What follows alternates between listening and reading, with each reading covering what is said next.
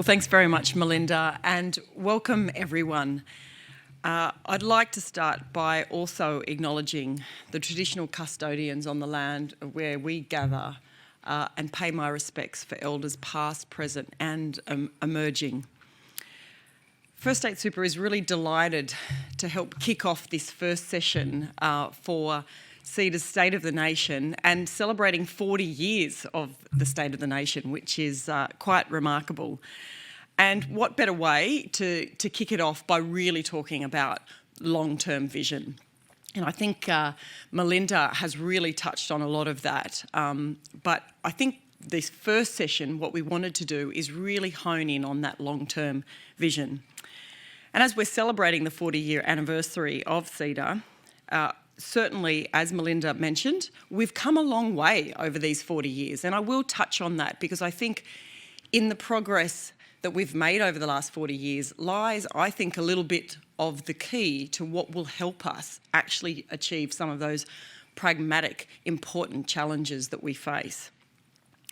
But what I'd like to do, first of all, is actually get you to imagine that you haven't arrived this morning on September the 19th, 2019. In fact, you've arrived this morning and it's September 19th, 2029. So a decade from here, where actually CEDA will be celebrating half a century.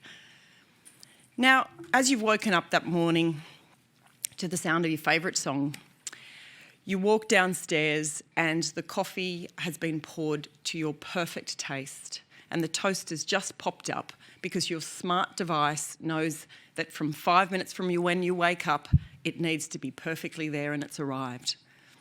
You look out the window, it's a gorgeous sunrise, and then you smile to yourself, you think, I'm glad that invention came where there was self-cleaning windows. And then you get ready, your driverless electric car arrives at 7:15 promptly because it's Thursdays and it knows that's the time you want to be picked up because you actually are dropping the kids to school. And then you come on to Parliament House, and as you walk through Parliament House, you actually barely notice the fact that as you're seeing the MPs arrive, actually MPs in Parliament House represent 50-50 female, male, at least 7 Indigenous, over 30% born overseas, and actually a very strong proportion being Chinese, Indian and Southeast Asian. That's what 2029 may look like. Now, if you actually think this seems ambitious and unattainable, I think we need to think again. Well, maybe the self-cleaning windows. I'd like that.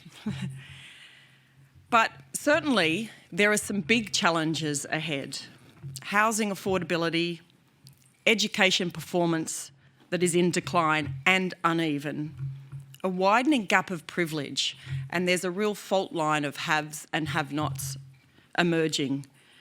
Climate change, unsustainably high energy prices, rising healthcare and aged care costs, very high infrastructure needs and increasing congestion due to urbanisation, and a real changing jobs and work pattern. These are some of the biggest challenges we're facing into for this next decade. But to really meet these challenges head on, I think looking at what has actually helped us be successful over the last 40 years may actually give us some of the keys to this success. And some of this really is around an incredibly collaborative approach. Collaboration, not a divisive approach between governments, unions, business, key community groups and investors and super funds like First State Super, together with a really clear long-term vision and policy framework. What I wanted to do was just quickly touch on the progress we have made over the last 40 years, because it does remind us that we've actually faced into huge challenges through this period of time and actually really stepped up to those. So think back to 1979. There was no universal healthcare system. Medicare did not exist. there was no superannuation guarantee, and super really was only for the privileged. The average weekly earning was $239, and by the way, it was the male average weekly earning, not adult, but male, and women in the workforce was just above 40%. There was a fixed Australian dollar, there was significant tariffs, and actually as an economy we weren't that competitive. And the life expectancy was in the 70s. Fast forward to today, and we have a universal healthcare system, granted not perfect, but still regarded as one of the best in the world. Today we have 9.5% superannuation guarantee, which has accumulated over $2.7 trillion, and the average Australian couple being able to retire on over $400K more than what they did. Full-time average weekly earnings, $1,600, and women in the workforce participation over 70%. We have a floating dollar, significant reduction in tariffs, and a much stronger economy, which has obviously resulted in lower prices for consumers and broader choice. And if you're born today, or indeed my son who was born in 2007, his life expectancy is 105. So when we think about facing into these challenges, we think, well, have a look at, for the time that CEDA's State of the Nation has been occurring, those monumental changes and challenges that we've faced into is a real reminder that actually if you do get the policy settings right, the bold long-term vision, and then really pragmatic solutions that government, policymakers, business, community groups, investors lean into in a really thoughtful and pragmatic way, these challenges are not insurmountable. By working together, we can certainly tackle these challenges and build the nation that we really want for the future. So to discuss this and more, I am delighted to introduce this morning's panel. Firstly, Sam Mostyn. Sam, by the way, you can download the app for fuller bios, as Melinda said. So just to give you a few highlights, Sam was the first woman, Sam is the chair of CEDA Australia, and was the first woman appointed to the AFL Commission in 2005, and was a strong proponent of the AFL Women's League, and is currently a director for Sydney Swans. She has a long-held interest in climate change and currently serves on boards for Climate Works Australia and the Climate Council. Aside from CEDA, her current chair roles include the Go Foundation, Anne Rose, and Australian Women's Donor Network. Please welcome Sam.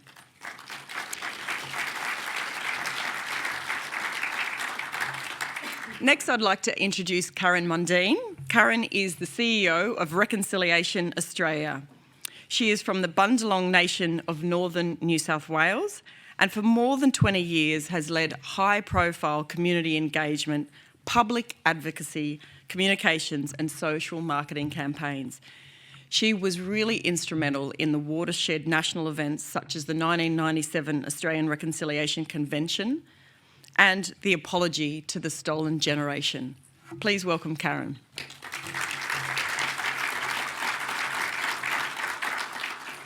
And finally, Megan Quinn. Megan is Deputy Secretary of the Macroeconomic Division of the Department of Treasury. And the Macroeconomic Group advises Treasury Ministers on a wide range of matters relating to the performance of the Australian economy. Megan has extensive macroeconomic modelling and policy experience developed through her time both in the Australian Treasury but also in the Bank of England. And she's also been awarded a Public Service Medal in 2009. Please welcome Megan. So there'll certainly be plenty of time to ask questions from the audience, so please think of your questions. You can certainly put them through on the app. I've got it here with me, but I thought I might kick off with a couple of key questions for our panellists and then really open it up for a broader discussion with you in the audience. So I guess to get things started, I'm actually going to come down here. We've all got microphones. Microphones on? Yep. Is that working? Yep, great. I guess I'd start it with, let's start on a positive note, shall we? I'd love to ask the panellists, what do you think could be a long-term vision for Australia, and what are you really optimistic about for the future? Sam. Thanks, Deanne. I'd also like to start by acknowledging that we meet on the Ngunnawal lands and pay my respects to elders past and present. There is a big issue that I would love to speak about, but Karen will talk about that as the future of our country, and I don't want to talk with any authority about what a reconciled Australia would look like in that period, but that I think is certainly core to our national identity and something that will underpin so much more of us being a successful nation, but I'll defer absolutely to Karen on that point. I was really struck by your comments in opening, Melinda, about the 2020 summit, because like you, I also spent a weekend here, which I'll never get back. But I was reflecting on that in preparation for today, because it was an attempt to do some long-range planning with a cross-sector group of highly motivated people who really wanted to be involved in change.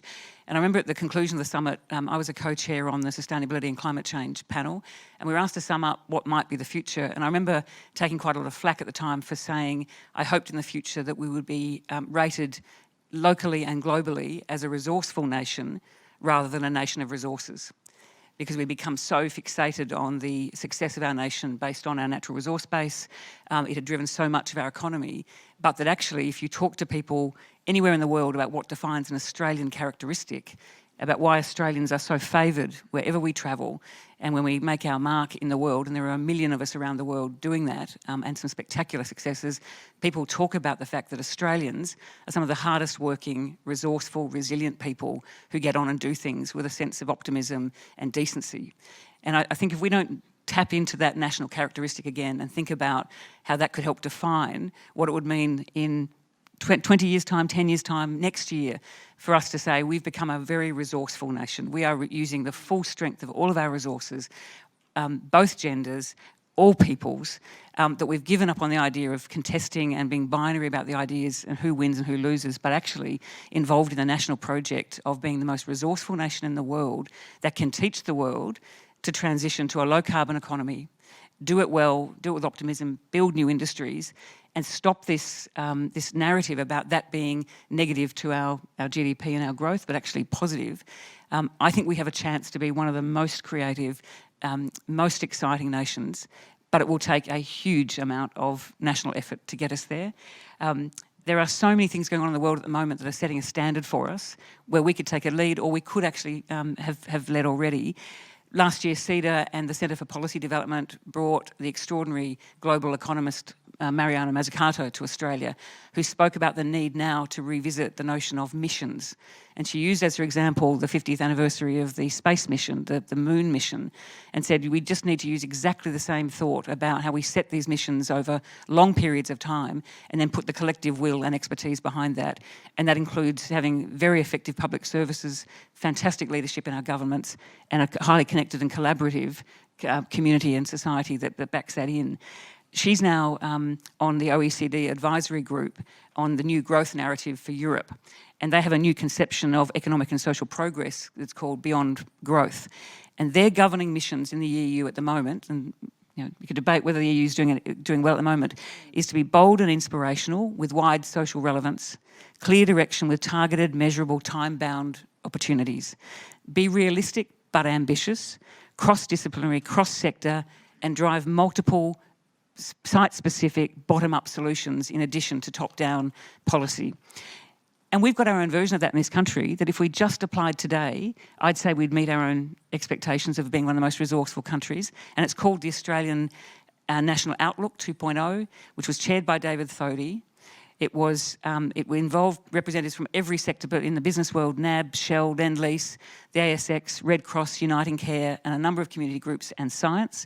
And it described the 6 big shifts that Australia must achieve to avoid slow decline that would represent where we've got to in light of your introduction. And one, that they're very simple. It's an industry shift, an urban shift, an energy shift, a land shift, and a culture shift. And if you read that report that was produced by our own CSIRO, supported by really great leadership. It is the prescription for how we can actually build that resourceful economy and that resourceful nation. It is a new agenda for Australia and takes us into the new economy, a resilient economy with new strengths that don't rely on our former resources economy. We build new domestic products, new export sectors. In our cities, we're well connected. We have affordable cities with much more equal access to quality jobs. We're dealing with the impact of AI. We're dealing with the changing nature of work. We've managed our transition to a low-cost energy and low-carbon energy revolution, and we're using our land better, sustainably, more profitably. We've done the work on food, fibre and production, and the culture shift goes to our resolution of our nation as a reconciled nation, one that actually celebrates curiosity, collaboration, and we actually deal with a much more inclusive civic society. All this work has already been done by really resourceful people that we actually rely on. All of our systems support this, but somehow we are stuck in the mire of language that says this is a contested space. The last thing I'd just say is I've heard leaders around the House in the last few days talk about how the future must deal with those Australians who are quietly going on about their work, who do the hard work in their communities. You know, my family, all my relatives, I know those people in the communities. And one of those issues that remains undealt with in this narrative is the mental strength of this country that would go to our resilience and our resourcefulness. The Royal College of GPs this morning announced that the most oft illness that is now described to GPs is mental health. It eclipses colds and flus. It's now mental health. And if you think about what's going on in our communities where they've got that mixed message, and CEDA has pointed to this, where they don't know where the narrative is taking us, we haven't got a solution for the one murdered woman every week in this community that we lose. We're in week 38 of this year and 39 women have been murdered in an intimate partner violence. We're not dealing with that violence issue. We're not dealing enough with our Indigenous peoples. So there's an underlying set of things that will help us with our mental strength and our capacity to be that resourceful nation. And I think that's the conversation that I'd like to think that in 10 or 20 years we've had. We're on our journey, we're proud about what we've done, and we're regarded by the world as having used that resourcefulness to become something quite exceptional. Thanks, Sam. That was jam-packed. That was fabulous. Karen. Thank you, Deanne. Good morning, Jingari. I am from Northern New South Wales, Bundjalung Nation, and I do, as a guest and a visitor to this country, part of my cultural heritage is to pay respect to the Ngunnawal Ngambri people. And I do that not as a politically correct or a fashionable thing to do, but I do it because this is intrinsic to culture and the way I conduct business wherever I go. I pay homage to the resilience of the elders who have been past, the elders who continue to fight and resist today, and those that are still to emerge to take us into a new future. And I think it speaks to that point of resilience. It is about acknowledging the past. If I talk about the future, I really need to look to the past. I come from 50,000 years of history and culture and resilience and technology and embracing the new. And I draw on that strength to take me into the future. The things that get me excited is what I'm seeing in Aboriginal and Torres Strait Islander communities is a resurgence of culture, and with that culture comes new thinking and application of new business, new technologies into thinking how we survive and how we move forward into the future. I'm really excited when we have an Indigenous Governance Awards program. And it is very much about celebrating where communities are using culture as the foundation or the purpose, if we're talking in a corporate governance sense, using that culture as the structure for where they're headed next. It is about speaking to their stakeholders, if you like. It's the communities that they address. And what we find is when they marry that culture with a corporate governance overlay, they have stronger and better outcomes. That resurgence I'm also seeing for generations like myself who are educated, who have worked both in the government and corporate sectors and are bringing a new sense of how we might change and bring our communities along with us. What's also really exciting for me, and particularly with Reconciliation Australia, is that we're seeing particularly corporate Australia working with us. and appreciating that business. It's really nice to see, both in this room but also on the long list of attendees, many friendly organisation faces, people that are working with us through our reconciliation action plans. And I think that gives me heart in terms of how we work collaboratively and how we work together. It's not about one group over the other, it's about all of us pushing forward to a bigger outcomes that everyone can share in. Fabulous, thank you. Megan. So I feel going third, I get to bask in the glory of what's come before me. I want to echo my appreciation for the fact that we're meeting on the lands of the Ngunnawal people and pay my respects to elders past, present and emerging.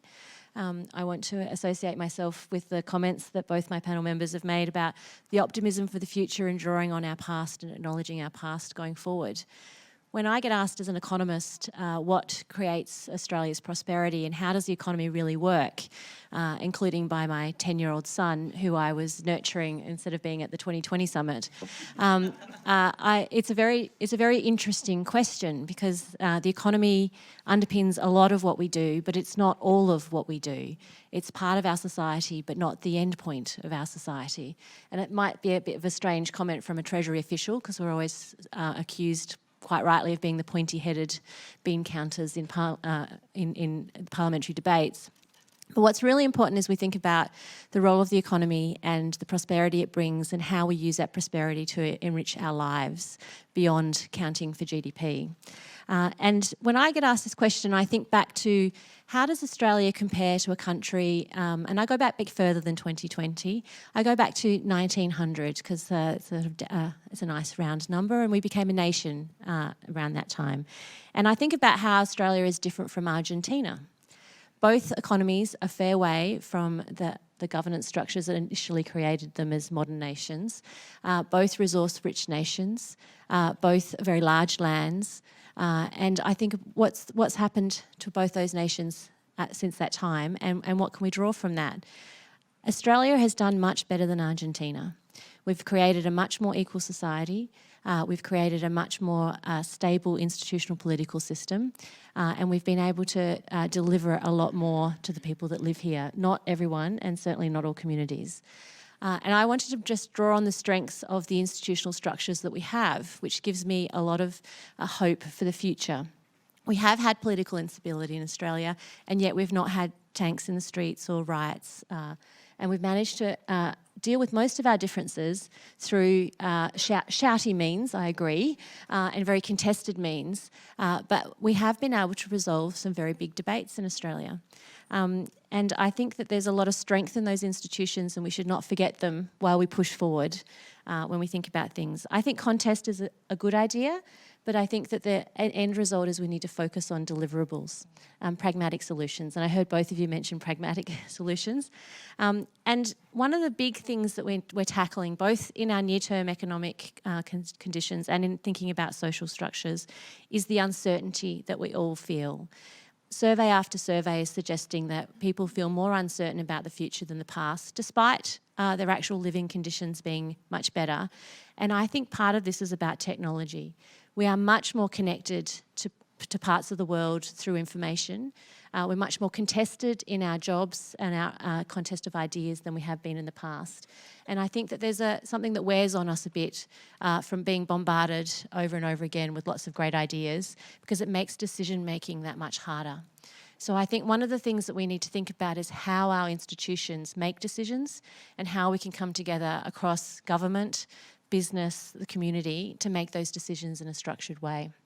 And one of the things you would expect me to say as an economist is that the foundation of facts on which we build those discussions are increasingly important, and we need to make sure that we have a foundation of facts before we enter into great policy debates so that we can have proper conversations about values, which is different from facts. Fabulous, thank you. That's got us off to a great start. I think one of the things that you've all touched on in different ways as you've looked back to look forward is certainly that whether it's over the 100 years, 119 years, or over the 40 years I was referring to, we've certainly come a long way. And if you think about it, we're coming up to 27, 28 years of consecutive positive economic growth. Yet what each of you have touched on it in a different way is that the community sentiment doesn't really reflect this at this point in time. So I guess I'm interested in your perspective as to why is this and what do we need to do to really change this perception together with what we need to do going forward? I'll defer to the economist, and I love the pointy-headed people at Treasury. I think you are part of the key to the future. So I actually think that we say that we've had this great economic boom. We've talked about uninterrupted growth over 26 years, but it has not been felt by everybody. And survey after survey suggests that those that have benefited from it take that quite for granted and talk about it with an ease that belies what actually happens in communities and families all across this country who have not felt that benefit. And even if they've felt part of it, they've looked at how others have benefited in a more prosperous way and look at that and feel somehow out of a system that has not benefited them. And I think that's a very real, we've got to tap into that community sentiment and work with the whole community and not just rely on the big narrative, the meta-narrative.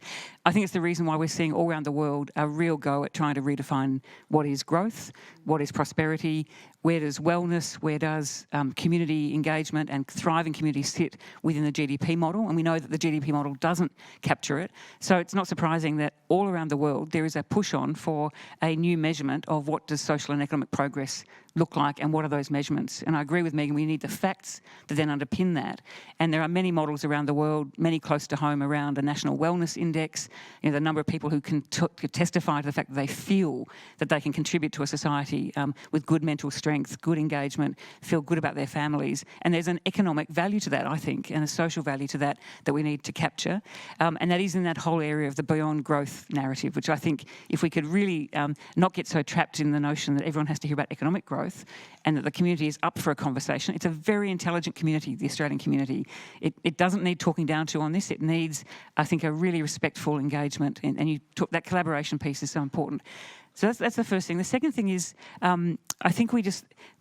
That issue of our younger generation coming through, the Foundation for Young Australian does enormous work looking at the sentiment of our younger people, and they have a very different view about life and they need to be heard. And I have a 20-year-old daughter, and her greatest fear at the moment is about how she will thrive in a world that's challenged by the new job economy. So she thinks about that a lot, but she also thinks deeply about climate change and whether she's entering a world where she'll even have children. And her mental wealth and her sense of community engagement is largely driven by what she needs to hear about a plan for the country to be resilient. And so when she and other members of the younger community are told they can't strike and they can't talk about the future for them in a climate-constrained world, and a world where we're seeing the desperation in our regional rural communities affected not just by bushfire but by drought and everything that was predicted by the insurance sector in this country 15 years ago, almost to the specific sites. It was all predicted. There's a tragedy in that about how we need to then re-engage a conversation that trusts our community with the data they need to make really good choices about their future and the measurements that tell us how we're going as a productive, resourceful nation that measures things other than GDP. And we won't be alone in the world doing that, and we could actually leapfrog some of that given our great Treasury expertise and a really strong economy to start with. So I think there's a great pathway, but it's going to take some really interesting leadership to get us there. Thanks. Karen, have you got a perspective on that? Yeah, now obviously Aboriginal and Torres Strait Islander people have continued to lag behind. So this idea of wealth hasn't trickled through to Aboriginal and Torres Strait Islander people. We still remain the most disadvantaged on any real measure when it comes to social equity. What I did mention before around that governance and that cultural renewal, I think gives us hope.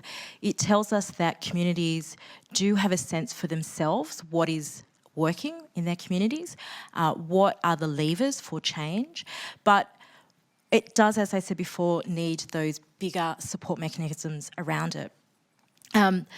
This disconnect, and I come from a marketing and a comms background, and so this idea of the big narrative of all of these things and how that isn't actually being felt in communities. And I think that's where this resurgence, particularly for Aboriginal and Torres Strait Islander people, have come about. And there's a long history there. I mean, Aboriginal medical services and legal services were built off the fact that they were being, Aboriginal people were being excluded from those systems and those institutions. And that's where those networks have come through and come forward. Again, they're using culture and mechanisms that make sense to the communities that they serve. And I think there's a lot that can be learnt there for business and communities and other institutions more broadly. What is the purpose? Who are the people that we are serving? And how does that come back and be felt by those communities that we're looking to? Again, not just abstract figures. Where are the stories? This is about people. And it's one of the things I think we hear, again, culture plays such a big part of it. We are an oral society who talk about our stories, our legends, our myths, our spirituality is based on people and lessons learnt. And I think that's a challenge for us. How do we make this real? How do we see this play out for individuals, not just in the abstract? I think there is definitely a economic benefit for the inclusion of Aboriginal and Torres Strait Islander people. 65% of the Aboriginal population is under the age of 30. I say this quite regularly to my nieces and nephews that they need to hurry up, finish their education, get good jobs, because it's their taxes that will be supporting me in my older years. But there is a real reality there. Our population is inverse to the general population. I think it's only about 39% of the general community. Unless we're tapping into that resource, unless young Aboriginal and Torres Strait Islander people have those opportunities for education, employment, and feeling part of a bigger society that they want to contribute to and feel connected to, there's a real lost opportunity there. A few years ago, we did an Access Economic report that looked at what is the actual cost of closing the gap. So if we reduce the appalling health stats that we see for Aboriginal and Torres Strait Islander people, if we have Aboriginal and Torres Strait Islander people in education and performing and contributing to the tax base, we put $24 billion back into GDP. And that's amazing. So there are both social benefits, and I know Melinda's already touched on, and it's in the Pulse report around the economic, environmental and social impact of all of this work. It is there and it's there to be tapped, and I think there's something exciting that we can all learn. Do you mind if I just add one piece to that? Because I think your point about storytelling cuts right across our whole community, and I'm really disturbed by the current terrible way we're telling a story about how business is not acting in the interest of business, and the virtue signalling kind of rhetoric at the moment, I think, is stopping us telling one of the great stories that needs to be told. I mean, it needs to be humanised, it needs to be very carefully told.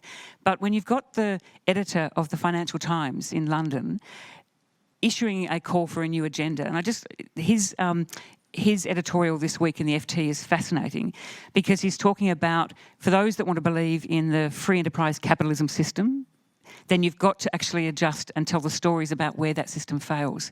And so for the FT to have an editorial that says that model has come under strain, particularly focusing on just maximising profits and shareholder value, and these principles are necessary but not sufficient anymore for a thriving society.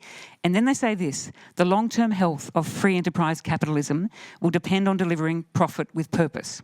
Without change, the prescription risks being far more painful, and we will find ourselves in a terrible decline. And I think that when we see business leaders working on reconciliation plans, dealing with social issues, dealing with a myriad of issues that are seen by some as to be outside the purview of business, we're doing ourselves a terrible discredit, because the stories that business tells and learns from its own employees and its own communities that it sells to and engages with, and its investors, particularly the superannuation investors, is one of our great strengths in this country, because we do have really great leadership that comes to that broader profit with purpose.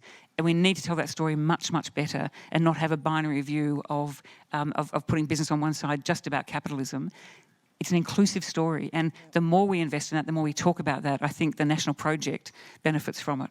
Thanks, Sam. And I think the point there is also, and the community expects that, and that's shown through some of CEDA's research.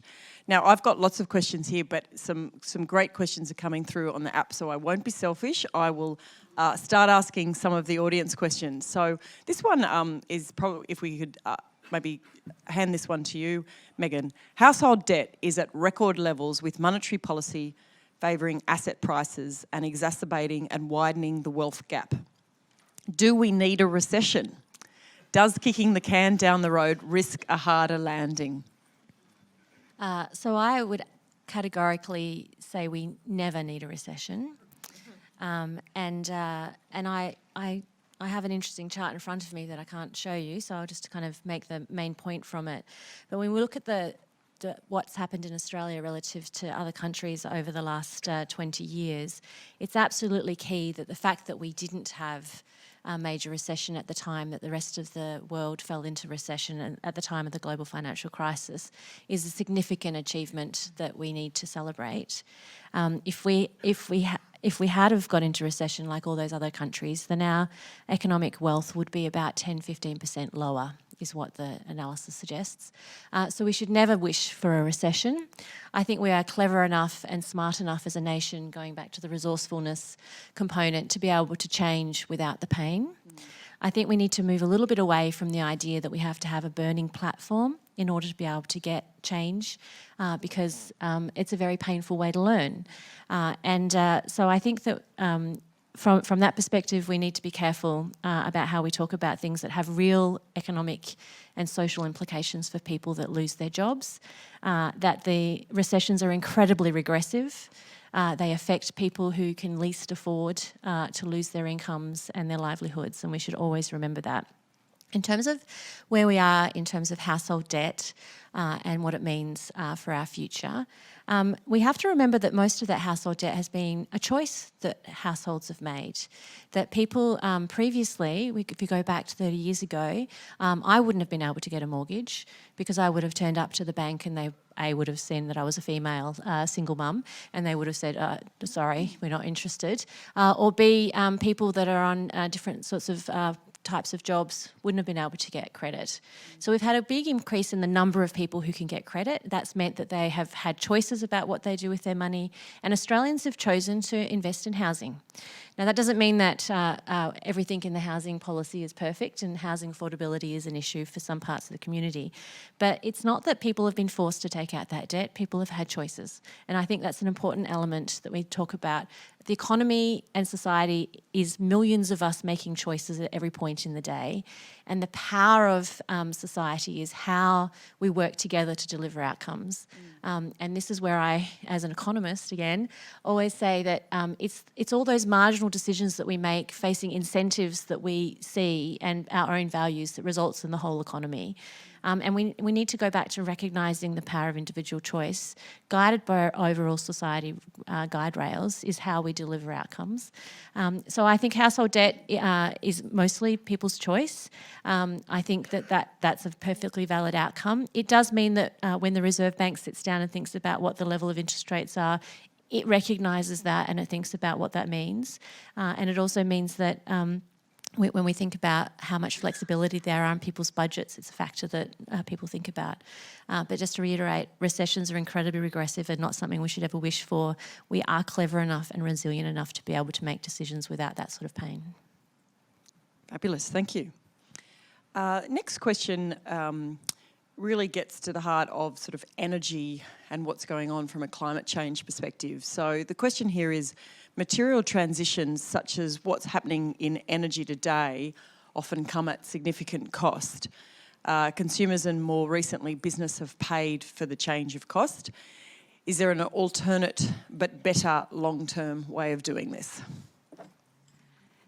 It's the question that is at the centre of the economy at the moment, I think, because I love your analysis of those choices all the time and how we use our energy in our homes every day, the cars we drive, all of those things go to this. I mean, I think it's a terrible. It's sad. We're not resourceful if we can't have a national energy policy. So this country needs a national energy policy. And I again went back to look forward, and in 2004. The Australian Business Roundtable was formed. It was some of the country's biggest corporates at the time, IAG, Westpac, Origin, Visy, BP and Swiss Re. And by 2004, that group of businesses supported by the CSIRO and the Australian Conservation Foundation advocated by 2006 the need for a long, loud legal framework for a carbon price and an energy policy that would be understood by the general Australian public. and to build national resilience to the impacts of climate change. And that was all worked through. That report is still available, and many of those companies have gone on to continue to invest heavily in the notion of what does a good energy policy look like and what does good climate resilience look like. In fact, Macquarie Bank has announced through its CEO that it's a primary focus of the work that Macquarie will do as part of Australia's climate adaptation work. And I think I think we've paid a bigger price for instability than the price we're currently paying for increased prices, because we could have solved this. And a simple carbon price in 2006, actually sending a signal through the market, and I'll defer to the economist to catch me out on this, but that simple message about what we were prepared to say to business would be expensive, and if they used less of it, would create a much better energy policy and carbon policy. We just squibbed it at the time.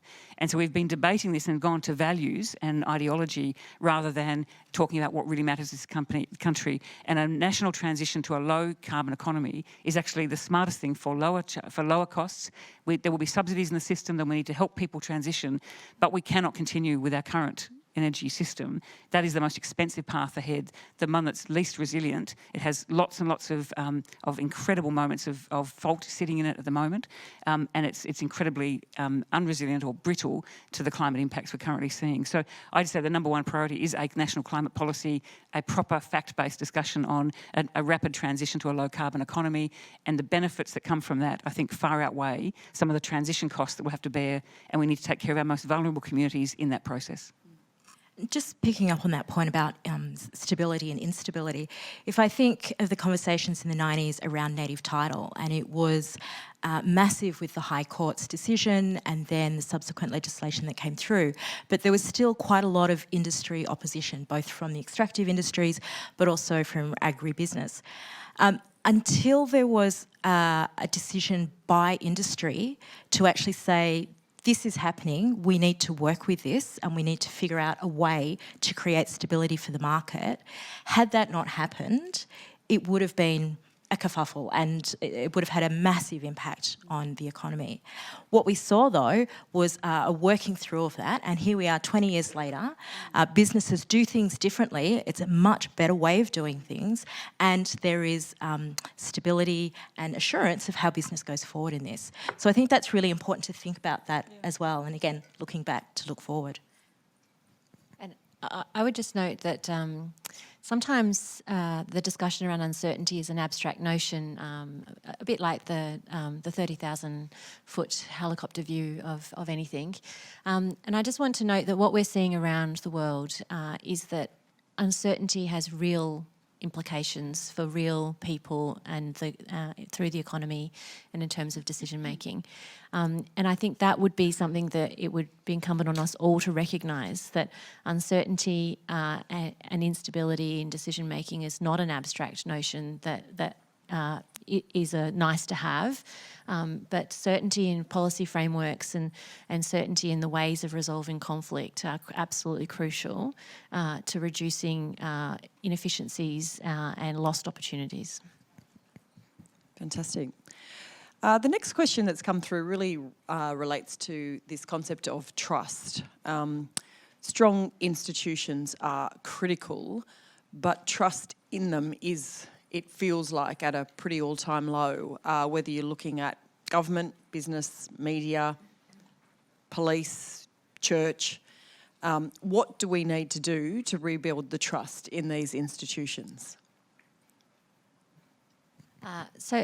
So I characterise, people talk about social media and the rise of information in one reason why there's a lack of trust. And I've sort of experienced this myself. Despite having worked in politics from a policy perspective in the Australian Treasury and other places, the arrival of Twitter and how you could see inside the making of the sausages in Parliament House significantly changed people's view of politics. Similarly, the rise of information in big business and what goes on in big business and people sitting in rural communities or thinking what's happening in the city. And so opening up the transparency of these institutions, I think, has made people wonder about them. So I think, and I'm not against transparency by any means, but I think it's incumbent on institutions that have become more transparent to also be very clear about their sense of purpose, for us to be very clear about the sense of accountability, and for us to find spaces to be able to have those conversations about the sense of purpose and accountability for those institutions, and to reflect on that rather than just move to the next kind of cycle. So I think with transparency has come a lack of trust. To rebuild trust, you need to go back to the values of the institution, the sense of purpose it is, and re-engage in the conversation about the roles and accountabilities, and be clear about that. I'd add purpose is absolutely fundamental to all of this. And it comes back to, as an individual or as a community member, it's the experience that you have versus what you're seeing or reading in the paper, in the press, on the television. I think it's sometimes easy to say that social media is the cause of all evil, and I certainly tune out every now and then because it just becomes all too much. But the reality is transparency is a good thing. And it's really important for a stable civil democracy. But as our organisations and institutions grow, it is that disconnect between what we say our purpose is and what is the experience of the average punter or the average person or community. So, and I think accountability becomes really important in that. And we saw that certainly with the banking industry in terms of the experience versus the wonderful ads that we see on television. How did that disconnect? How did it actually play out in real terms? And then that lack of accountability for when things did go wrong. Fantastic. And clearly, Deanne, trust is the kind of rubric of our time, and the reason we see royal commissions and inquiries into so many parts of our society that have a direct impact on communities and families is us having not paid full freight at the beginning and dealt with those matters as good corporates and good service providers. And that's the tail comes back around through royal commissions to hold that lens up and test whether those in charge who had power and agency actually held that well. And I think every time I look at the Edelman Trust factors and all of the surveys, the one thing you discover is that there are certain institutions and people within institutions that our communities absolutely do trust. And increasingly, they trust the place where they work. They trust the leaders in their organisations who actually have a purpose. If the leader can talk to a purpose of their industry and the company and how they'll treat their customers, inside those organisations, most employees say they trust the people in their organisation to be doing the right thing and they like where they work. And that gets back to this profit with purpose and authentic leaders who are prepared to be a bit vulnerable and take on broader issues than just the shareholder discussion or pure profit. And there's great strength in that. And so I think all that we're looking for is a sense of stewardship by anyone who has any authority and is in a position of power rather than just leadership or just directorship. Stewardship implies that we do look back and learn, and we can tell stories about that, and we move forward with a sense of building something for a future set of generations, and that we take that stewardship obligation very seriously. And I think we'll see a rapid shift in trust to those that exercise a stewardship notion of leadership rather than those that just think in the near term. And it helps us deal with the short-term pressure that comes, whether it's from investors or others.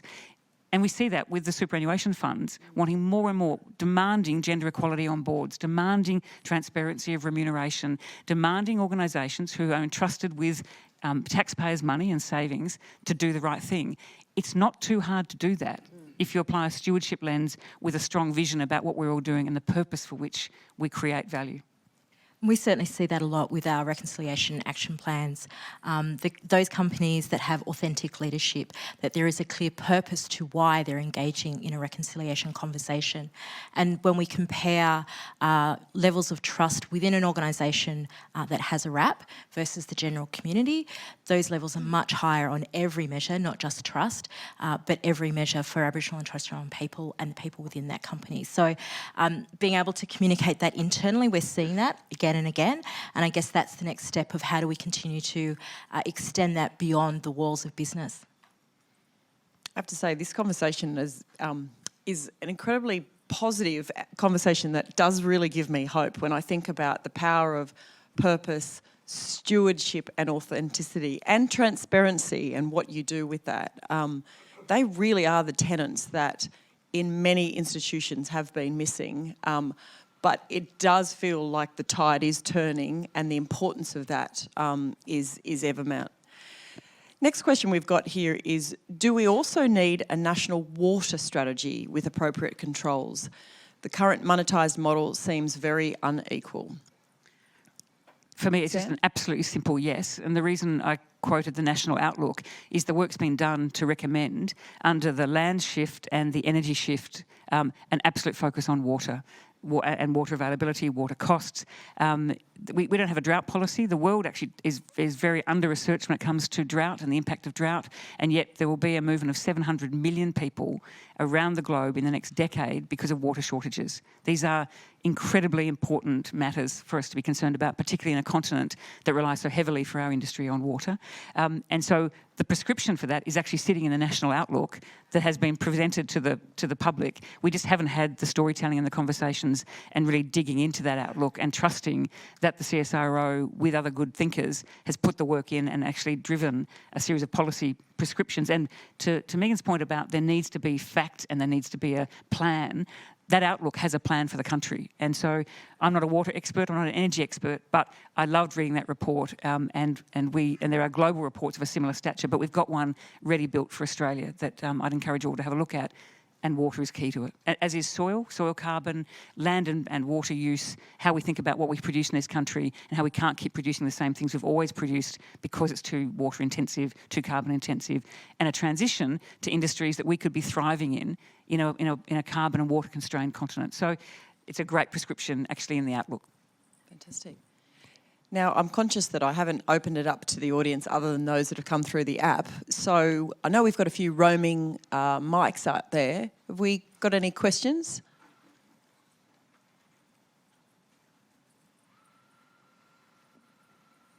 It's hard for me to see with the lights, I've got to admit.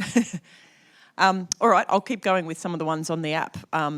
Actually, turning to technology, the next question is really in regards to tech, starting with the mobile phone. The mobile phone is arguably the most powerful piece of technology we've ever produced. We could never imagine putting our kids in cars without teaching them how to drive. If we recognise technology is leading to some of our mental health concerns, what can the panel imagine if we were to prepare our children to use technology rather than lock it away when at school, for example? So I do think that technology and what's happened in recent times has been amazing, as it has been over our long-running history. And I do think technology is one of the reasons for optimism. We have been able to solve a lot of our problems over the long-running past by using technology. But the important thing about technology is it doesn't just affect one part of our lives, it usually affects all parts. And we need to think about how it impacts on us as human beings, not just as workers. That is being a bit challenged by some of the technologies. Our connectivity as societies is important.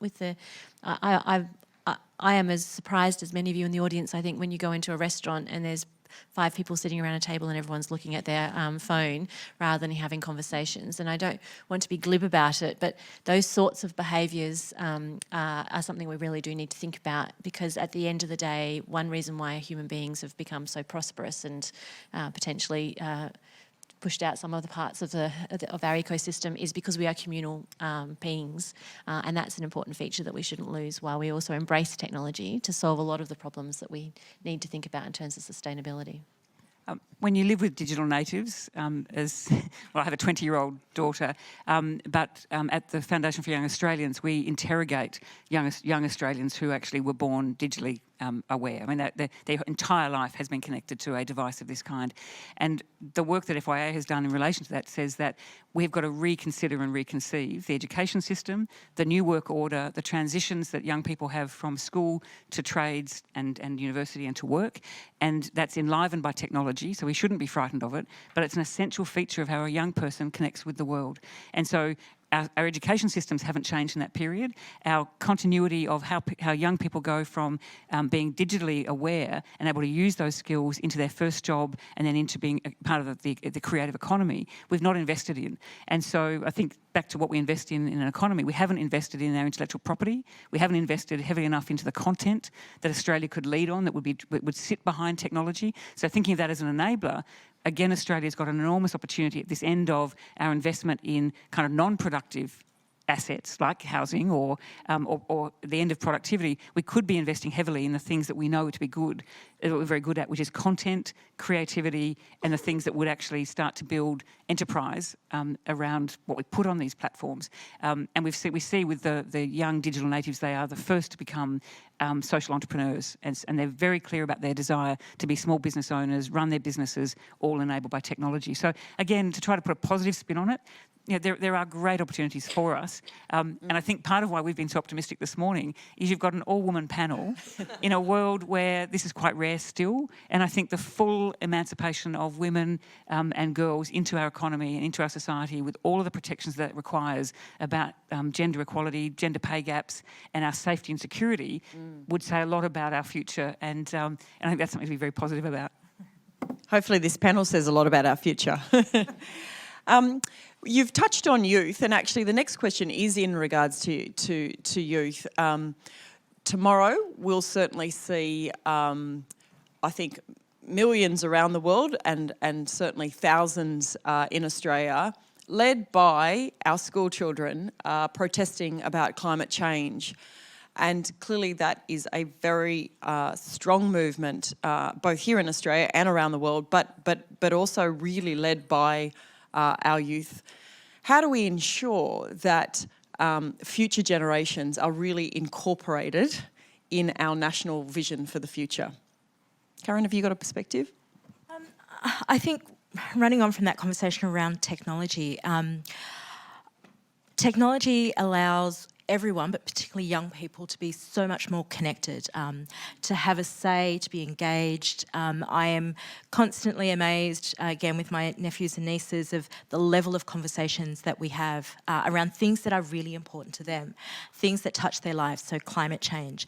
We have really strong conversations about racism and what that looks like and what that means for them as young Aboriginal kids and young Aboriginal adults coming through, and what effect and impact that has on their chances of employment and education. How do we engage that? I think it is those systems. We're in this period of change. We have technology that is racing ahead of how we do things in the way that we engage in the world. The systems that surround that, whether it's policies, whether it's our organisations, haven't quite caught up to how we harness that in a positive way. But equally, how do we look at it positively rather than seeing it and fearing it as the thing that's going to take my job away or the thing that's going to stop me. I go back to narrative. The narrative of technology seems to be it's the bad thing. It's about cyberbullying. It's about how I've lost my job to new technologies because those jobs don't exist. We don't talk about where the new industries are. We don't talk about how we've created all sorts of other organisations, communities that are taking us into this new future. Having that conversation and also not dismissing young people and their fears and things that they are concerned about as folly, as being ideological. These are really important things. And we've seen where business has come out in support of these things on social issues. We know that that is so important. We hear it here for Aboriginal and Torres Strait Islander people, hearing companies, large companies, come out in support of the Uluru Statement is so important to signal to us as a community that we matter. As people who have often been the forgotten Australians in this country, to hear that the things that are important to us, but equally the things that will help us move forward together as a nation are important and are important to these large companies, really sets a tone. And I think it's the same with not being dismissive of young people who are saying, climate control is absolutely important. We're seeing the effects of it daily, but also this is the world that they are going to inherit and that they're going to have to delve with those challenges into the future. We just have to listen respectfully to young people. And there are very simple ways that large organisations can do that or governments can do that. An example I'd give is at Mirvac, where I serve on the board, our Chief Executive, Sue Lloyd-Hurwitz, has created a digital native shadow board for the company of the digital natives in the company who she goes to and tests how the board is responding to the issues coming to us through the property development and precinct development side of things. And the insights that they give the main board is extraordinary and valuable, but it requires setting up a shadow board with digital natives and ask the same questions that we ask the governors of the company through the board. And it challenges you as someone. I'm in my 50s and I'm suddenly very, very distant from what matters to not just a 20-year-old, but a 35-year-old. And so inquiry, taking that seriously and having systems and processes to uncover that and learn from it is just a great discipline for a bit of risk management, but opportunity as well. I love that idea. In fact, I tried to do that when I was 21 at the company I was at. I actually wrote to the CEO saying, how about you create this shadow board? Got politely told to get back in my box. You were ahead of your time. And then left. Anyway, this has been a fabulous conversation. Really, I think I have to say I leave the conversation probably feeling a lot more uplifted and positive about the challenges that we do face, because ultimately the answers are there. We actually just have to have the will and determination and collaboration to get there. So please join me in thanking our panellists, Megan, Karen and Sam. Thank you.